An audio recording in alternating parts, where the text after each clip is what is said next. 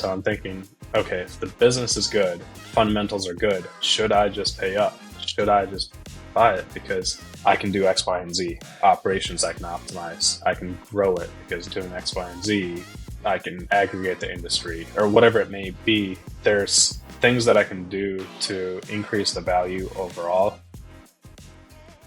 1, 2, 3, 4. Welcome to the Small Business Mentor podcast, where we shine a light on the black holes of business growth with your host, Alan Pentz. In each episode, we explore the leaps and bounds entrepreneurs make as they push their businesses beyond the 1 million mark into the realm of professional sustainable growth. Stay with us as we navigate the journey from brute force to finesse. All right, this week, Small Business Mentor, we have Ujwal Velagapudi with us. He is a beast in the entrepreneurial world. It's like a business buying machine, and he's also a big X guy, like I'm trying to be. So I'm trying to learn how to be like big on X. You know, you have to give me some pointers by the end. So welcome to the show, Ujwal. Great to have you here. Thanks, Alan. No, I appreciate you bringing me on. So for people that don't know, who are you? Like, are you like some kind of holdco guy? Like I told you yesterday, I think of you as like a business junkie. Like you're not, I don't think of you as a guy who's like, hey, I got to maximize my returns. I'm like the PE guy. You're more like, I just love businesses and I want to buy them. Tell us who you are, how you got where you are now. Yeah, absolutely. I would say definitely more of the latter. I started right out of college. I was working a day job in supply chain, working in the aerospace and automotive industries. And then simultaneously, I was buying small commercial real estate in the city of Detroit, where I'm from, or in the suburbs of Detroit, but went to the city, found some commercial real estate on Craigslist, pennies on the dollar. This was right after the city had filed for bankruptcy. So it was oh my God. So what was this stuff? What was it like office or was it like retail? It was retail. It was retail. My first one had a barbershop, a clothing store, and like a chess club.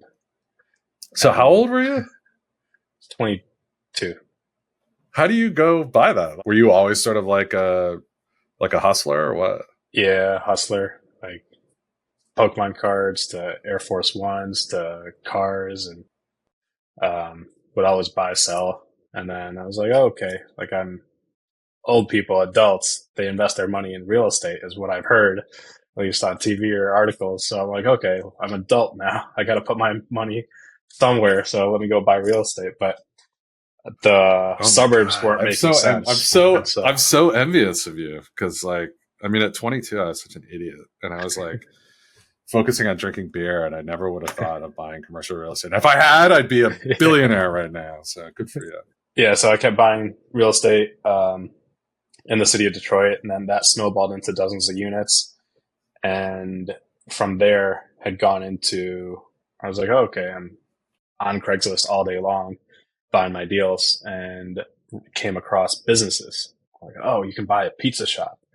And long story short, on that side, a lot of failed deals, a lot of deals that broke through at the 11th hour, and finally ended up closing on a small sports bar, and bought that.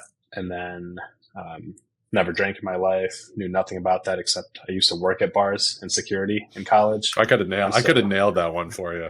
Yeah. Sitting around drinking and watching football I'm very good at both of those things. Yeah. And so this was also a hockey bar. So we were right next to our NHL arena, and I knew nothing about hockey. So it was fun, but it was a great time. And then, so that started my business journey, and I bought a gym, e-commerce, FBA business, virtual assistant agency, or software consulting, and vending machine businesses. And so I came from a very different path through buying stuff off of Craigslist and just kind of hustling and really learning the more professional side of things today, only in the last couple of years, interacting with more proper buyers, professional buyers in the PE world and the banking world. I didn't know what a search was till I was on a date with a girl, and she was like, oh, you're a searcher, right? And I'm like, okay. I went to the bathroom and I looked it up. I looked up what it was. I love it. And I'm like, yeah, that is what I do. So, that's what a hustler does. He goes to the bathroom and Googles, right? Yeah. So you were working in another job, right? Doing the supply chain stuff, right? What do you think you were making? Like give us kind of like a percentage of your income, and how did that change over time? And then when did you jump? Right out of college, I was making $60K. And then there was a point right before I was about to quit. My salary was about 90 and I was making 92 a year. And then, but my real estate was flirting with like 70 to 80. The gym was 50 to 55. And then the e-com was losing me money, but I was making like $1,000 or $2,000 a month, off that. And I'm like, okay, well, I'm making this doing the businesses. And I was just in the process of selling the bar and license and everything. So I wanted to transfer out of the day job because I just kept looking at it. I'm working 40 hours a week because I put in the bare minimum at my day job, and I'm doing all this on the side after work, opening up the bar at 5, closing it at 2, going back to the office, stuff like that. And then I got it fully automated to the point where I was so bored out of my mind after work. So I'm like, well, if I could buy something bigger or something different and not have to do my day job, I could have like a massive portfolio of a ton of companies, right? So that's when I realized, this is not worth it. I am constraining myself. I'm putting a limit on what I could do because of this day job. And it was a tough one to pass up because as soon as I put in my 2 weeks, one of my very first managers, he reaches out, gives me like a 35% bump and allows me to work 100% remote. This was pre-COVID time. So, especially in that industry, it wasn't very common. So it was a lot to turn down, but at the same time, I was like, I'm doing it out of the principle. And the principle is that I am betting on myself to be able to go to that next level. Wow. So you were like, how are you running this gym? Do you have like a manager in place and stuff? Or you did. Hiring people on the side? Wow. Yeah. I had a manager in place and, he was running the show. And the first 2-3 months I did the renovations. I was staying there a lot, really, spent a lot of time in the business, and then completely extracted myself. And even though it was 20 minutes away from my house, I purposely did not go there because I knew that at one point I would be running businesses completely remote. And so I wanted to pretend as if I wasn't there so that I could get a feel for how to manage it, make sure I'm doing everything I can remotely. And then also the managers know that, okay, they have the autonomy, but he's overseeing it. And, we had that rapport that we could do that pretty well. God damn, man. You are like my hero. This is like incredible. I love it. So, all right. So you jump out. And then you sold. So it sounds like you sold off a lot of these early things, right? That weren't great. Yeah. So then what did you do after that? As soon as I quit my job, I went out to Thailand because I said, I'm retired. I'm 26. I'm retired. Thailand, Vietnam for a year or two was what I was thinking because, of course, Tim Ferriss and his book. I was literally working 5 hours a week. Had 3 income streams from the businesses, the gym, e-commerce, and the real estate portfolio, completely, absentee managed. And 2 weeks in, I'm sitting there on the beach on an island about 10 feet away from the water. And I'm like, this sucks, man. This totally. That's not who sucks. You are, right? And I'm like, I can't do this. Which beach were you on? Which beach? It was near Pattaya. It was just some random island, and it was very serene. It was beautiful, but it was the people. I could not do it. I just needed to be around more ambitious people. I was hungry. I was excited. And I had just gone to my very first retreat for all online business owners. And because I had my e-commerce company at that time, and that was the first time seeing and meeting in real life people. I was the tiniest guy in real life, meeting people that made $1 million in profit. And I was like, holy cow, like me and a couple other guys that were on the lowest end of the totem pole, we're all 26, 27. And we're like, oh my gosh, that guy's making $1 million a year. Like, who does that? That's like, you only do that in the movies.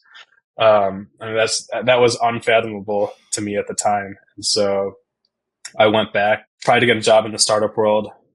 Almost 7,000 applications later, I couldn't even get a job at LA Fitness for 45K. That pissed me off because I owned a gym, and I was like, screw this. I'm not meant for a job or the startup world. I'm not sexy on paper. So I went back and I bought a company, and it was a software consulting business in Texas, and that took a massive hit during COVID, enterprise sales, long sales cycle, and we were pretty much captive product to Oracle. And so from there, look to buy another small business. And that's when I first came around the SMB Twitter world, the search world, and heard about all these kids buying companies and using debt, which I've never had debt before, except for so you were able to buy the software thing with just like profits from other stuff you sold and things like that? Yes, and kind of no. Yes, in that it was all cash, but I would take, if you've heard of SoFi or Upstart, like just P2P loans, balance transfers on my credit cards, just other weird stuff like that at 18, 22, 24% APR, just because that was cash. I needed cash. And so, yeah, did weird stuff like that. But you didn't get upside down? No. Okay, that's good. Wow. So that part I do not recommend anyone listen to and do. Yeah. Yeah, that is a scary, scary path. Yeah. And I was lucky that I did have the day job. I had the real estate as a backbone. When I lost a couple bucks in this business, I lost a couple bucks in that business, made a few bucks there. But then from there, went on, learned, okay, I was thinking, okay, let's buy a smaller business, mid 6 figures, and maybe build out a bigger real estate portfolio. And then I'm like, oh my gosh, these kids are buying multi-million-dollar businesses. How in the world are they doing it? And they've never bought a business before. And that's when I first learned, the experience that I've had is actually valuable, even though I bought very small businesses. And I've got all these scars to show for. I've got all that experience. And so started looking at bigger and bigger deals. And that's when I went and bought a slightly bigger business. And right now looking at continuing to build out the portfolio with larger businesses. And so you still have the software thing, or is that? I sold that recently. Yeah, I sold that about a year ago. Okay. Yeah. So what kind of stuff do you have now? So you have one bigger business, and then you're looking at one bigger business in the vending space, and then one smaller one it's a virtual assistant agency. They're all US based assistants. Right. So, all right. So here's a question. So there's I talked about this with Matzner yesterday.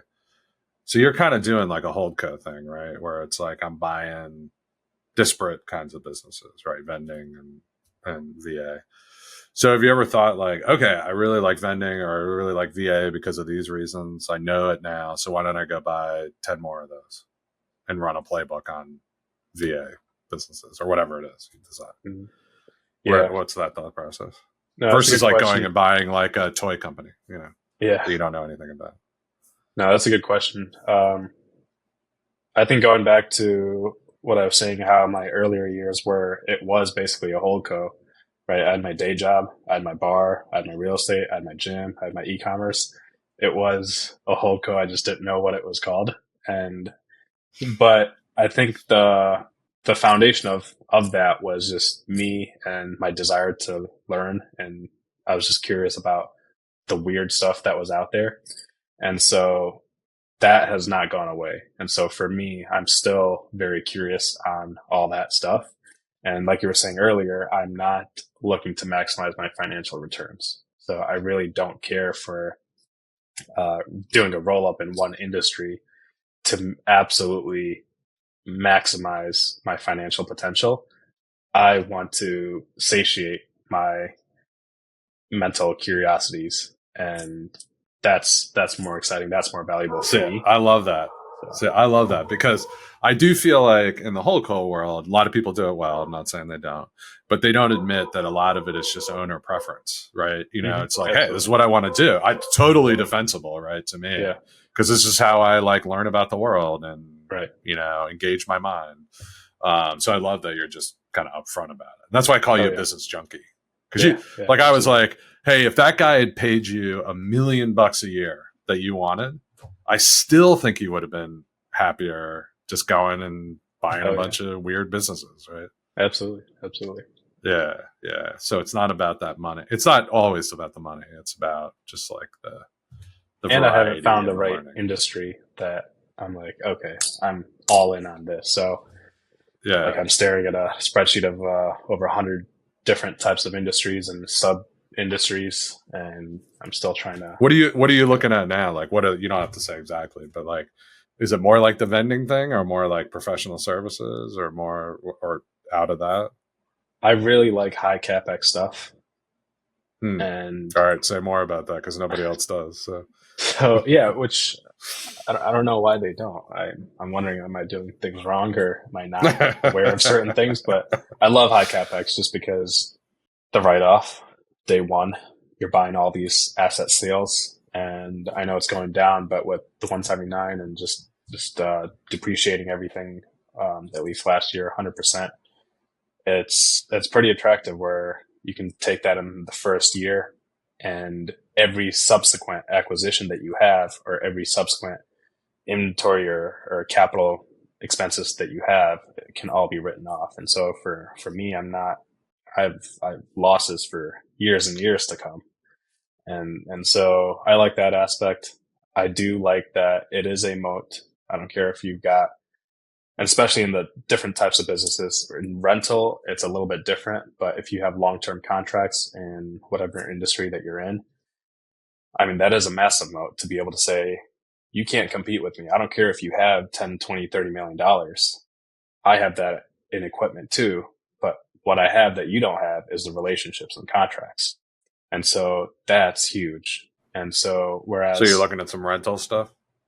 I'm considering some rentals, but I want long-term rentals. I really like the space. Actually, I was talking to a guy in my EO group yesterday who does like building patios and backyard kind of stuff. And he has all this equipment. He's like, God, like I rent, I've never just rent this because it costs so much. And I'm like, well, you got all this equipment. Why don't you just start renting it out? I think you'd probably make more money just renting your equipment than doing all the work in the backyard. Right? So, yeah, I think it's an interesting space, but anything high capex and weird so stuff. Here, I think there's an important point here about this capex thing. Okay, so first of all, have you read Cable Cowboy, John Malone? No, definitely read that. Okay, so he's the guy that came up with the term EBITDA, or he popularized it at least. He made it famous.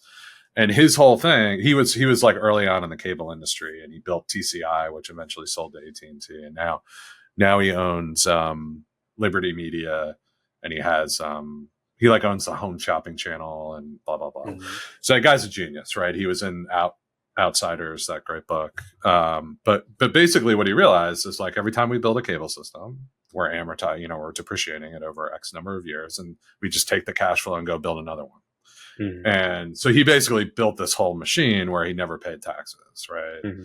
And that's why he came up with his EBITDA concept, because he couldn't get Wall Street to see it for a long time. Mm-hmm. He was running TCI as a public company in the 70s, and it didn't do very well. And then all of a sudden, everyone figured it out, and boom, it was hugely valuable. So anyway, that's a great one to read. And I think you've definitely hit on what's good about CapEx. And I think the other part that I would highlight is that everybody wants asset-light software companies, right? That's what everybody does. So they bid them all up. And now it's like, all right, I'm paying, you go on these little sites and it's like micro acquire, you're paying like 4 times $300K, give me a break. Whereas now, like, people aren't investing in what you're investing in. So probably the returns are better, right? Yeah. That's the other thing. It's like, if everyone bids up one asset class that has one set of characteristics, go find the other. So I applaud you for that. So cool. So all right. So you're looking at CapEx heavy. Yeah. What's that? I think there's still plenty of competition. I don't know, from where back in the day, just a handful of years ago, there were not this many people. I don't think there was this much private buyer interest, and certainly not this much in PE interest, where I feel like every asset class is just, every industry is just being turned around and just rolled up. I fully agree with that. I mean, what I guess where I would say is, like, I don't think you've got your Harvard MBAs coming in to buy vending machines that much. I mean, it happens, but it's like when you're in like SaaS software space, you got the smartest people in the world working. Yeah, absolutely. I think in vending, no offense, but I don't think it's like all the geniuses of the world. So yes, but I agree with you. Everything is expensive, and my worry is with, I personally think we're going to have higher interest rates for a long time because I just look at the employment picture, right? Mhm. Unemployment is now 3.7%. I don't think it's going Mhm. down. We're not making more people. Yeah. So immigration's getting cut off. So I just see like a lot of persistent inflation going forward. And these asset values are going to have to deflate at some point. That's what I get worried about. Personally, I don't think they will. Just with the amount of, despite how the market's looking, despite how arrogant and cocky some sellers and brokers are, it has not deterred many buyers. I mean, I know there's a few that are a bit more conservative that are standing on the sidelines, but we're all still looking for deals, right? We're all still looking. I'm still looking, and I'm throwing out offers with heavy earnouts, heavy seller financing, all that stuff. People don't call me back. People reject me in an instant. So I still think there's a lot more people out there, especially in the small, lower end, few $1 million in EV up to 5, 10 plus million, the lower end of the very lower middle market area. The SBA is still available. Yes, it's at 11 whatever percent. All these guys have that fully available at their disposal, and if they're willing to pay it, sellers are willing to sell. And I just don't think we're going to ever get back to the days of a proper 1 to 3x for a sizable business. All right. So I have one pushback on it, and then we'll move on to another topic because no one needs to hear us debate macroeconomics. But my take is that the lags in the raising of interest rates are really, really long this time, longer than they've been before. And actually, almost none of us have lived through a cycle where we had rising interest rates, right? So we have to go back to the 80s to have that, to the 70s, really. So it takes a long time. We're used to these quick, sharp recessions, and then the Fed cuts and everything's fine, right? I don't think that's what's happening. So I think what you got is a lot of debt, floating rate debt, that's going to be rolling over in the PE world over the next 2 years, and in like the Russell 2000 smaller companies. So I don't think we've seen the bankruptcies yet, right? They're still off in the future.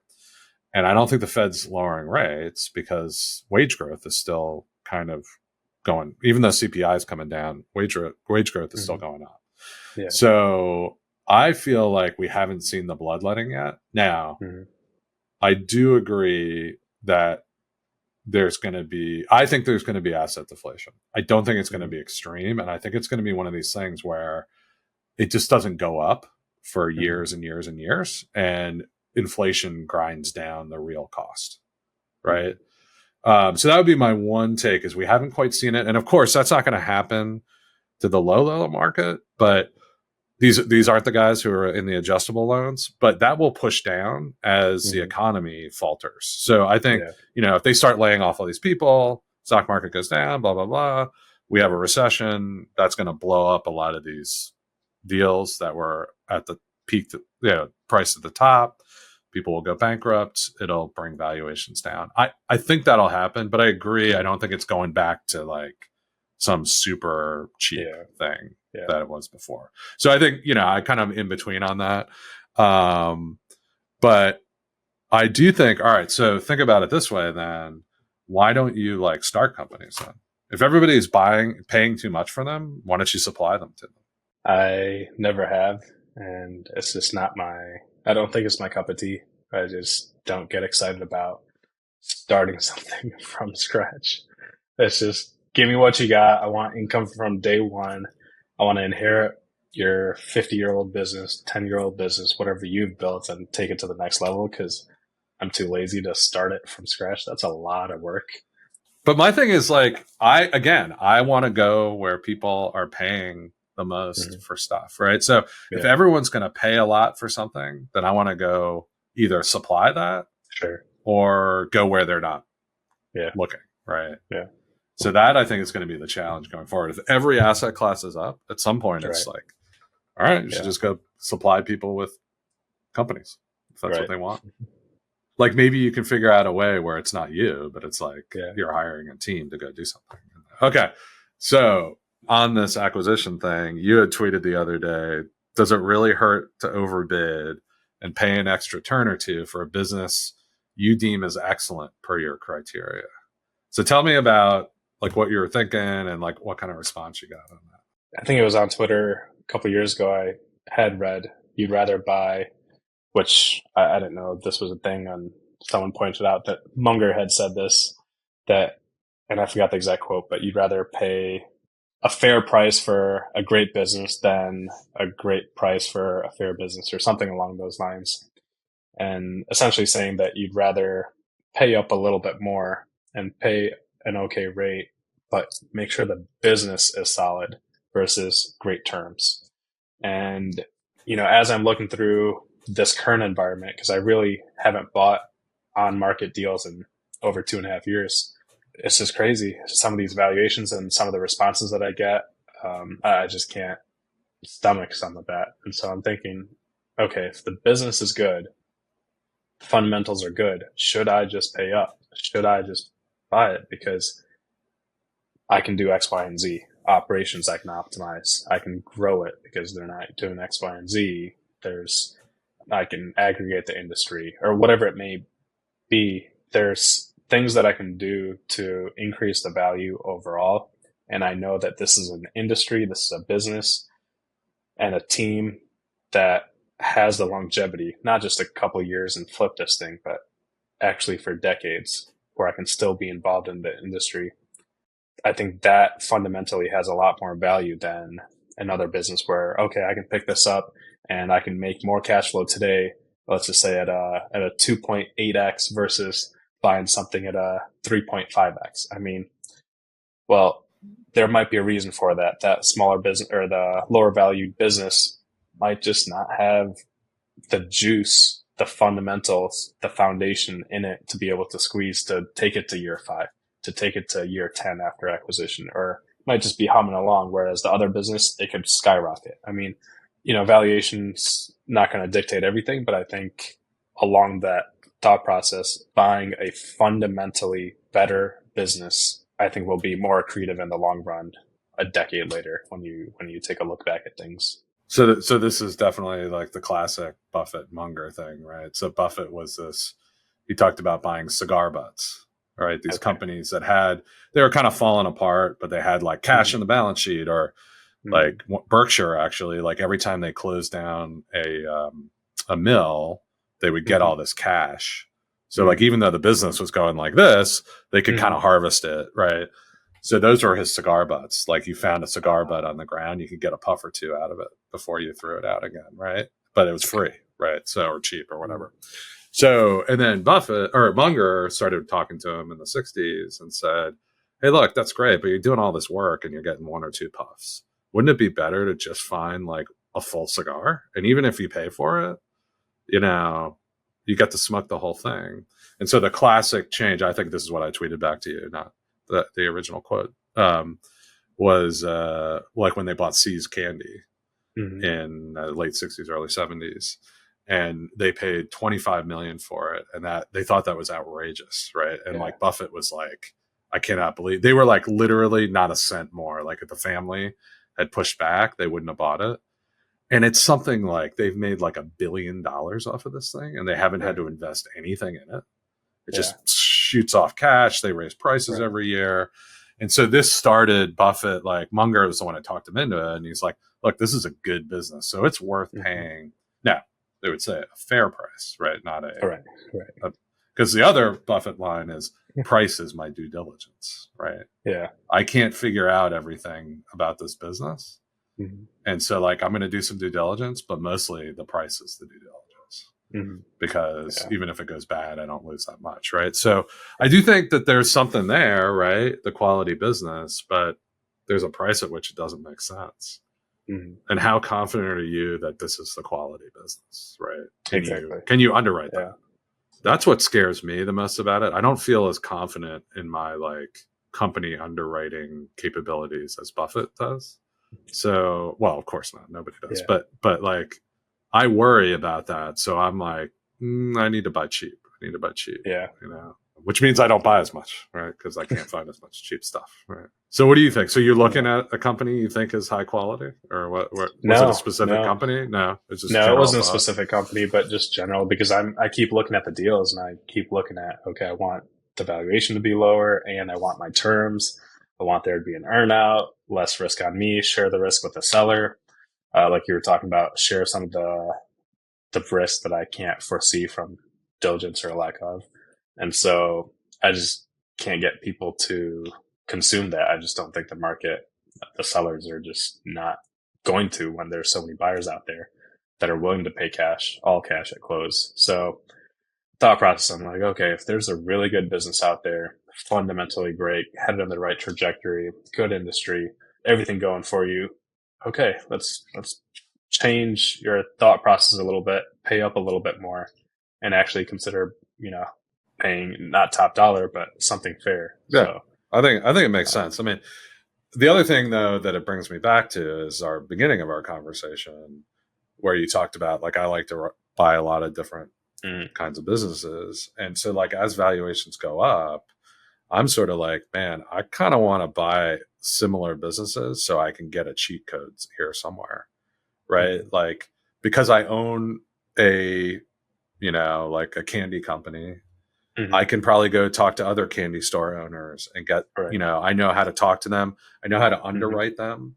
I know, like, how to count how many people walk by in an hour, and I can do the math based on that. Right. Whereas like Alan, the owner of a government consulting firm, doesn't know shit about that. I also know, like, if I do it in the same area, I can share a general manager, so I don't have to pay that much. So it feels like to me, as asset prices go up, like the case for sticking in a lane that you really get to know goes up, right? Yeah. What do you think? I haven't thought about it like that, but that is naturally what I have been doing now that you say that. Right. Just because. See, what I get from you, Ujwal, is like, you figured out all this stuff on your own. And you could have just read a book about Buffett, and you would have. But the fact that you've already figured it out without reading it, I had to read all this crap. I didn't figure it out. So just read like 5 books, and you'll be like, you're going to be a billionaire. So, yeah. But I've got the scars. Show for the snowball. I think that's the snowball is. No, but I have naturally been doing that. All of my deal flow is within the industries that I'm in today, and despite how much I'm trying to not go all in on that, it just keeps bringing me back because I can speak that language. I can underwrite it that much easier. I know exactly everything about it. So, but I'm still looking to diversify. Yeah, I get it. But like, to that point, I went to a YPO deal summit thing last spring, and they had this guy who buys truck repair facilities. So like for bucket trucks for like utilities and stuff, not like 18-wheelers. Okay. Apparently there are a bunch of these things, right? So he inherited one, I think, or something like that, and ran it. And he's like, we can only grow it so much, it's a capped facility. So he started buying them, and all he does now, so he has other people who integrate them, run them, blah, blah, blah. They have earnouts with the owners and stuff. But all he does is go and try to get people to sell them to him. And he has like a whole innovative program where he sends them a newsletter every year featuring the people he bought from, and all this stuff is really cool. But what I realized is, like, he knows everything about one of those truck things, and he can underwrite it in 5 seconds, and he can be like, I'll pay you this. And like, if they're like, no, I want this, he's like, no, I'm just going to move on. And if and after the buyer that you try to get fails to do the deal, come back to me, because I'll pay you that, because I know what it's worth. Yeah. And I will close. I know how to run this. I know I will have everything perfect. And even to the point where he doesn't do working capital. He prices it in. He's like, dude, I cannot.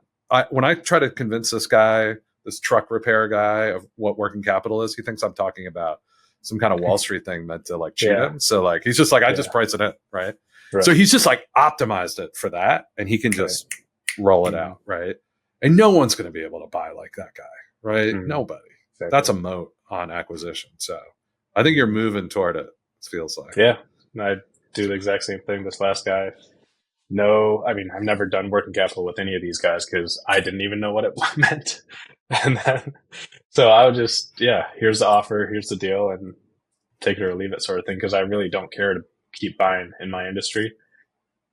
But if you want it, come back. I'm here. I know how to close. I've done this a handful of times. I will close. Cash ready now. Let's go. We can close in 2 weeks. I can do 2 weeks of diligence and I'm all good. We got the documents, everything ready. I've done all these transitions with the vendors. I will move myself to your facility, get an Airbnb for 3 months, live it, breathe it. Wow. And so, Really? Yeah. I've done that a few times. Oh my gosh. So. You're an animal. All right. So, okay. So I have a question. So my son comes to me the other day. He's 15 and he's kind of like budding entrepreneur.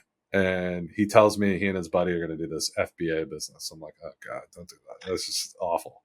So if you wanted to make like, I don't know, 5, 10K, 20K in high school, because you were that kid, right? Mm-hmm. Selling Pokemon cards, trading. Yes. What would you be doing today? What would little Ujwal be doing in his bedroom? Today in high school, I don't think quite back then I was making a couple bucks, but not quite that kind of money.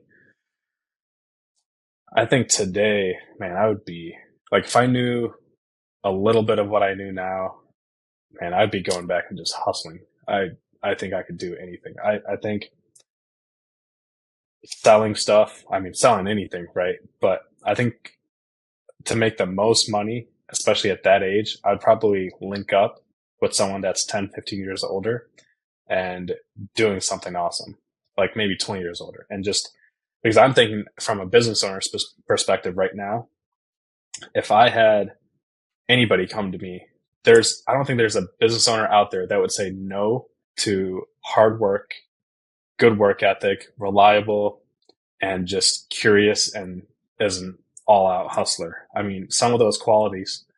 So he comes to you, he's like, look, I got to do my homework and everything, but I got time in the summers, I got time in the weekend. What would you tell him to do? So let's just say for this community, everyone's looking for deal flow. Get on the phones, knock on some doors, go get some deal flow.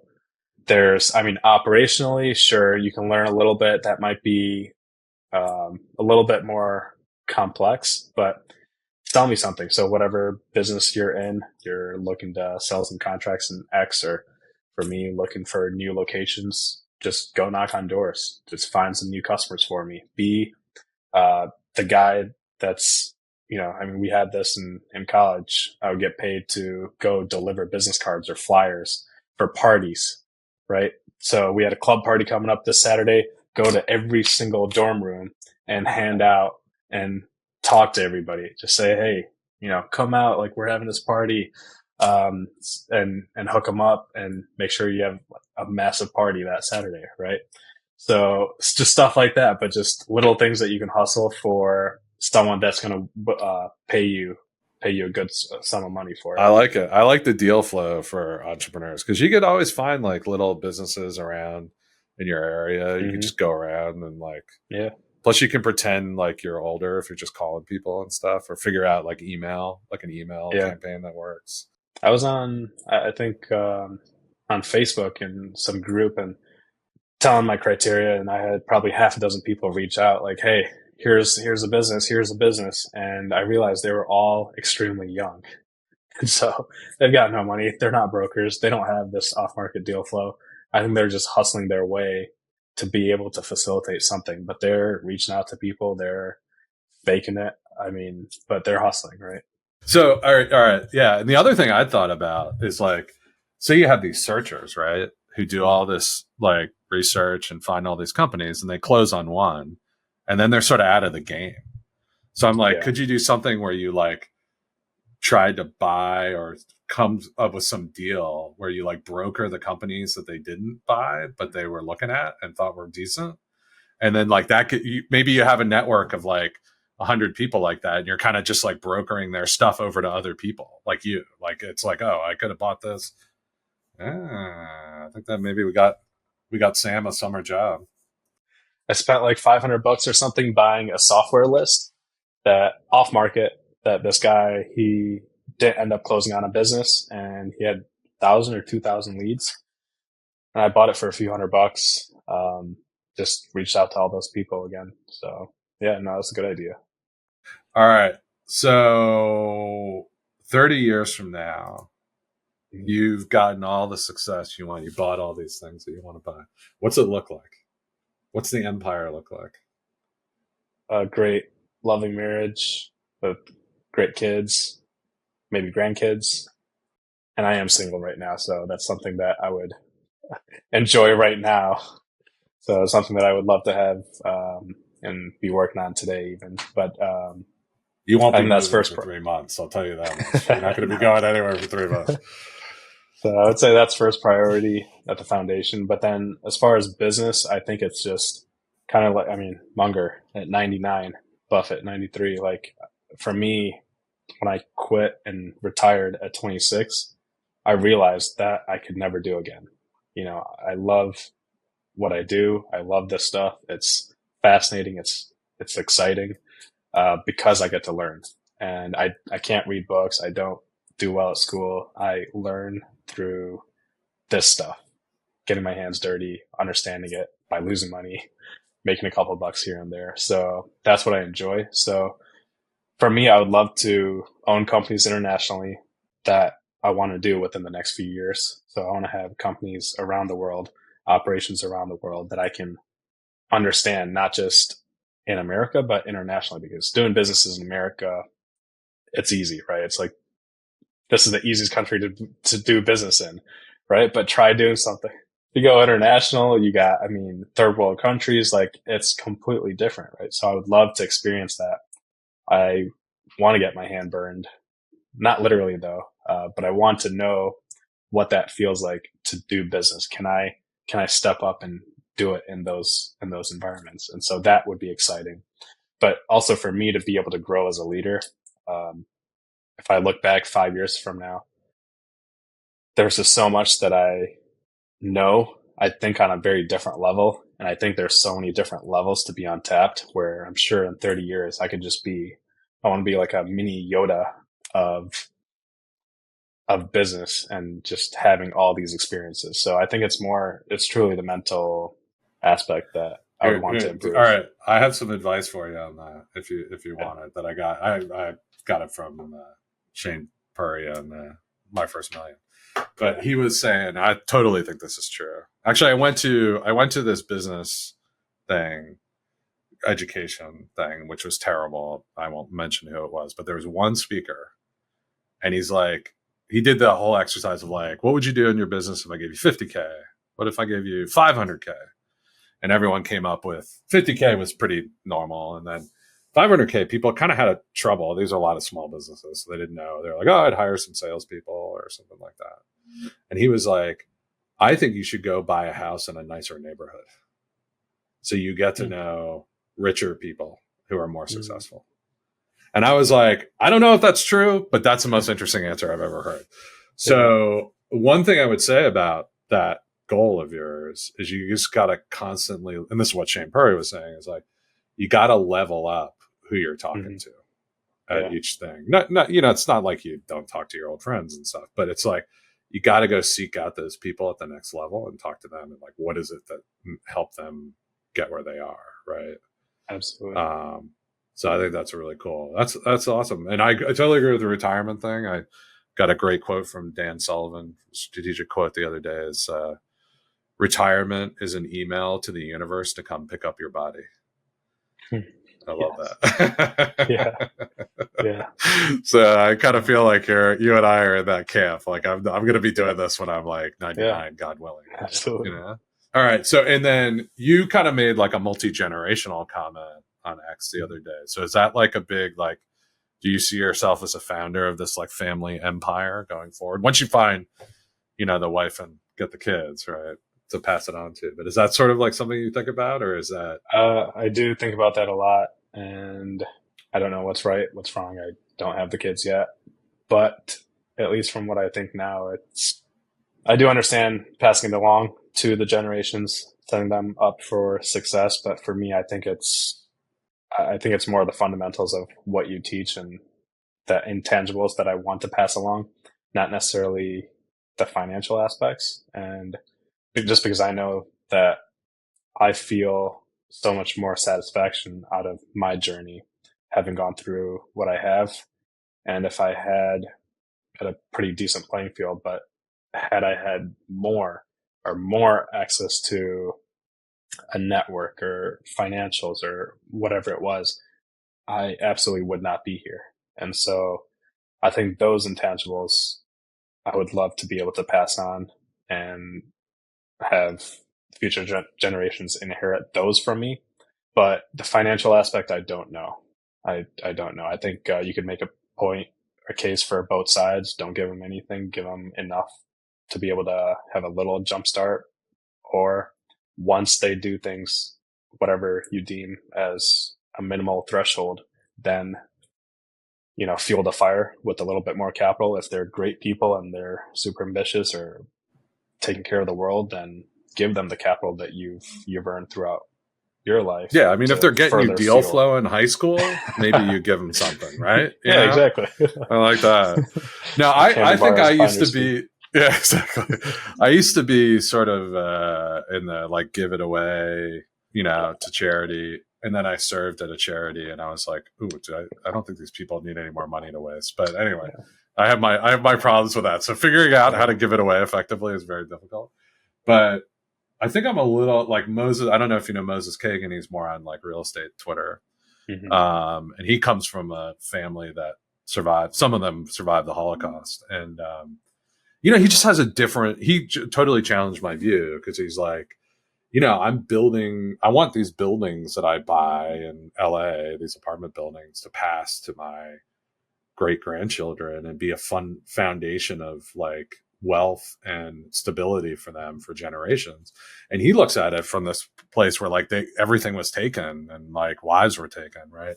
And it really challenged me, like our sort of like narrow lens on today. I'm not saying I'm giving every cent of mine to my kids and not to charity or something like that, but it definitely challenged me. Like there's like a bigger time span of history to look at than just like these 50 years or 100 years. Right? So, all right. So one last, we won't end on a bummer there. What is the weirdest business you've looked at and considered buying? You said something about you love like weird businesses. Like give me some. Well, one that I did buy is this vending business, the amusement vending. I didn't know it was a thing to be rented. They're renting jukeboxes and kiddie games and crane machines and stuff like that. I didn't know that was a thing. But that I was actually looking at to seriously consider buying. It wasn't until recently that I knew their porter potties existed, but I didn't really conceptualize, oh yeah, obviously that there has to be a business to lend you porta potties. That's weird. I mean, like there's companies cleaning out environmental waste, companies cleaning out gun ranges for the bullets and the shells and the gunpowder. There's Buddy owns a company that does all of I forget the actual word, but on the red carpet, they have the rope, the velvet ropes and stuff like that at clubs. So he sells those and makes a pretty good living. Somebody has to, right? One of my favorites was the crime scene cleanup. They have like they bring out the trucks and like mop up all the blood and splattered body parts all over the place. That was weird. And I have to hand it to Permanent Equity. I don't know if you know that, Brent Bishore. They just bought like the company that makes like roller coasters and stuff for amusement parks. I thought that was pretty good. Yeah.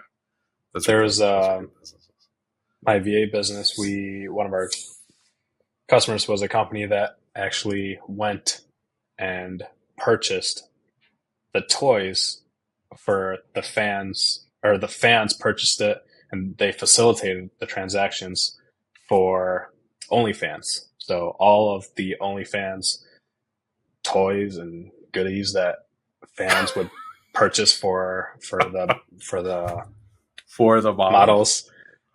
Oh my! All was right, done you got to through lead my with that company. one, man. That's definitely the best one. I mean, I thought you were going to go for like kids' parties or something. I was like, oh, geez, no, that's different. Yeah, so my company, before they were able to automate it, we manually did a lot of that legwork, and it's still a lot of it has to be done manually just because of there's some privacy and sensitive information, and so Of course. yeah, but that's a little, not a little. It was ramping up like crazy, and we fed off of Wow. that boom. But yeah, That's that was awesome. pretty All right, interesting. that's a good one to end on. So, all right, Ujwal, thanks for being on. It was a lot of fun. We'll catch up again. We'll have you back on, see what you buy next, and keep looking for those weird businesses. We love it. Yeah, no, absolutely. I appreciate it. All right, see you, man. Thank you. You've been listening to the Small Business Mentor podcast, brought to you by Alan Pentz. For more insights on how to navigate your business through its black holes, visit @apentz on X. Don't forget to search for Small Business Mentor in your podcast app to subscribe. Thank you for joining us, and here's to your next leap in business growth.